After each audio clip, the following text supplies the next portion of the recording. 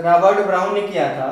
और केंद्र की संरचना के, इसको हम खींच दिए थे, एक बार इसको बना देते हैं शॉर्टकट में। केंद्र की संरचना के बारे में हम बताए थे कि जो केंद्र की संरचना होती है कुछ इस प्रकार होती है, और इसी में भरे होते हैं धागे नुमा संरचना जो होती है, जिसको क्रोमेटिन जाल हमने बोला था। ये जो बाहरी आवरण, इसको हम बताए थे कि जो बाहरी आवरण है इसको न्यूक्लियस मेम्ब्रेन बोले थे, न्यूक्लियस मेम्ब्रेन, केंद्रक झिल्ली। और जो अंदर की धागे नुमा संरचना है इसको क्रोमेटिन नेटवर्क, क्रोमेटिन जाल। और इस क्रोमेटिन जाल के ऊपर हम बताए थे कि इसी क्रोमेटिन जाल के ऊपर पाया जाता है क्रोमोसोम, गुणसूत्र। और गुणसूत्र की खोज जो है स्ट्रासबर्गर ने किया था। स्ट्रासबर्गर ने गुणसूत्र की खोज किया था, लेकिन ये बता नहीं पाया इसके बारे में कि ये है क्या, इसको डिफाइन नहीं कर पाए। जब वर्ल्डेयर आए, वर्ल्डेयर महोदय, तो इन्होंने 1888 ईस्वी में इसको डिफाइन किया, उसका नाम रखा गुणसूत्र। तो अगर खोज की बात करें कि गुणसूत्र की खोज किसने किया था, तो स्ट्रासबर्गर। लेकिन अगर नामकरण की बात करें तो वर्ल्डेयर, इसको ध्यान रखेंगे। कब? 1888।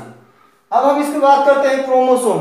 एक क्रोमोसोम, इसकी जो संख्या होती है गुणसूत्रों की, ये मानव शरीर में गुणसूत्रों की संख्या होती है 23 जोड़ी। और 23 जोड़ी जो गुणसूत्र होते हैं, जोड़ी एक पेयर में दो, पेयर का मतलब होता है जोड़ुआ, जोड़ा। तो 23 जोड़ी में गुणसूत्र कितने हो गए? 46। इसमें जो 22 जोड़ी गुणसूत्र हैं, इन 22 जोड़ी गुणसूत्र को हम ऑटोसोम बोलते हैं। 22 जोड़ी गुणसूत्र जो होते हैं इनको ऑटोसोम, यानी 44 जो गुणसूत्र हैं इनको ऑटोसोम बोलते हैं। और एक जोड़ी जो गुणसूत्र है इसको हम सेक्स क्रोमोसोम बोलते हैं। लिंग निर्धारण जो होता है कि होने वाला बेबी मेल होगा या फीमेल होगा, लड़का होगा या लड़की होगा, उसका निर्धारण इसी सेक्स क्रोमोसोम पे डिपेंड होता है। यही निर्धारित करेगा कि आने वाला जो फ्यूचर बेबी है, जो माता के गर्भ में बच्चा पल रहा है, वो लड़का होगा, लड़की होगा या लड़का होगा।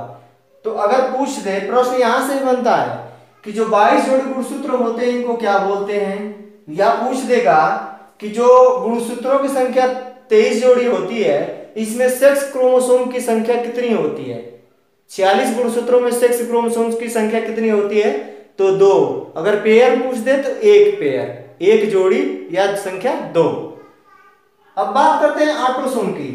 ऑटोसोम करता क्या है कि जो हमारे शरीर में जो परिवर्तन होते हैं, जैसे त्वचा का रंग, कि मतलब होने वाला जो बेबी है वो कैसा होगा, उसका रंग कैसा होगा, काला होगा कि गोरा होगा, ये डिपेंड करता है कि इसी 22 जोड़ी जो ऑटोसोम है इसी पे डिपेंड करता है। उसकी बुद्धि कैसी होगी, बुद्धि लब्धि कितनी होगी, वो मूर्ख होगा कि प्रतिभावान होगा, कैसा होगा, ये 22 जोड़ी ऑटोसोम पे निर्भर करता है।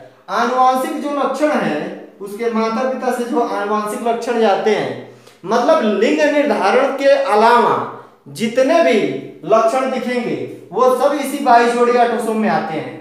और एक जोड़ी में सिर्फ क्या होता है, लिंग का निर्धारण होता है। ये बस डिसाइड करेगा कि होने वाला बेबी मतलब नर है या मेल है या फीमेल है, मतलब वो जो फ्यूचर बेबी है, जो बच्चा जन्म लेने वाला है, वो लड़का है या लड़की है। बस एक जोड़ी जो सेक्स क्रोमोसोम है, बस इसका निर्धारण करेगा। इसके अलावा जितने हमारे शरीर में आनुवांशिक लक्षण हो गया, चाहे जितने परिवर्तन होते हैं, रंग रूप बुद्धि विवेक हृष्ट पुष्ट जो भी होता है, हमारा शरीर कितना लंबा होगा, नाटा होगा कि चौड़े होंगे, मोटे तगड़े होंगे कि दुबले पतले होंगे, सब इसी 22 जोड़ी ऑटोसोम पे डिपेंड करता है। और इसकी हम बताए थे कि इसकी जो गुणसूत्र है, गुणसूत्र, इसी गुणसूत्र पे हम बताए थे कि एक संरचना पाई जाती है जिसको हम जीन बोलते हैं। और इस जीन की खोज किसने किया था? तो जोहानसन मेंडल ने। मेंडल साहब का नाम सुना होगा आप लोगों ने, मटर पे जो रिसर्च किए थे। तो 1866 ईस्वी में इन्होंने पहले ही बता दिया था।